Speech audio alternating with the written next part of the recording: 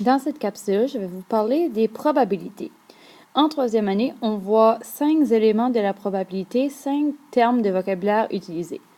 Le premier est lorsqu'un événement est impossible. Ça veut dire qu'il n'y a aucune chance que l'événement se produise. Exemple, qu'il y ait 2 soleils dans le ciel. Moins probable, ça veut dire qu'il y a une petite chance que cela arrive, mais la chance n'est pas très grande. Comme par exemple, piger une bille rouge dans un sac qui contient 25 billes bleues puis seulement une bille rouge. Probable, c'est quand la situation est que la chance est égale que quelque chose arrive. Comme par exemple, lancer un 25 cents, puis il va tomber sur le côté face ou sur le côté pile. Ou piger dans un sac de billes, puis il y a 5 billes bleues et 5 billes rouges. Les chances sont possibles, alors les chances sont égales, alors c'est probable. Fort probable, on utilise le terme plus probable. Plus probable, c'est là où il y a beaucoup de chances que cela arrive. Comme par exemple, piger un jeton vert dans un sac qui contient 25 jetons verts, puis seulement 5 jetons jaunes. Il est plus probable de piger un jeton vert.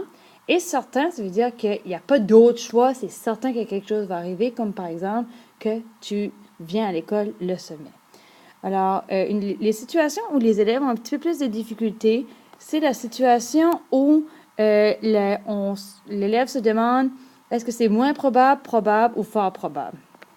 Alors, je vais vous donner une situation où la situation peut être moins probable, fort probable ou probable. Dans un sac, j'ai 6 billes rouges, 3 billes bleues, une bille verte, puis 2 billes jaunes. Alors, dans cette situation, je demanderais quelle est la chance, la probabilité que je pige une bille violette? Alors là, c'est impossible parce qu'il n'y a pas de bille violette. Quelle est la probabilité que je pige une bille rouge, bleue, vert ou jaune? Là, c'est certain parce qu'il y a juste de ces couleurs-là dans le sac. Lorsque je demande la question, quelle est la probabilité que je pige un jeton rouge? Parce qu'il y a 6 billes rouges et qu'il y a aussi 6 billes d'une autre couleur, c'est des chances égales. Alors, lorsqu'on parle de chances égales, on dit que la chance est probable parce que j'ai le même montant de chance de piger une bille rouge que le nombre de billes qui est d'une autre couleur. Si je pose la question, par exemple, quelle est la probabilité que je pige une bille bleue? Les billes bleues, il y en a 3. Il y a 3 billes bleues. Il reste une bille verte, 2 billes jaunes, puis 6 billes rouges. Ce qui fait que, parce qu'il y a seulement 3 et qu'il reste 9 billes d'une autre couleur, ça fait que les chances sont moins probables que je pige un jeton bleu.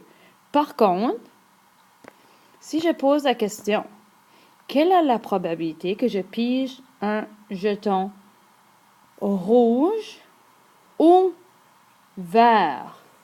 Dans cette situation, j'ai 7 chances de piger soit rouge ou vert, comparé à 5 de piger soit rouge ou jaune. Alors, dans cet exemple, c'est plus probable que je pige rouge ou vert.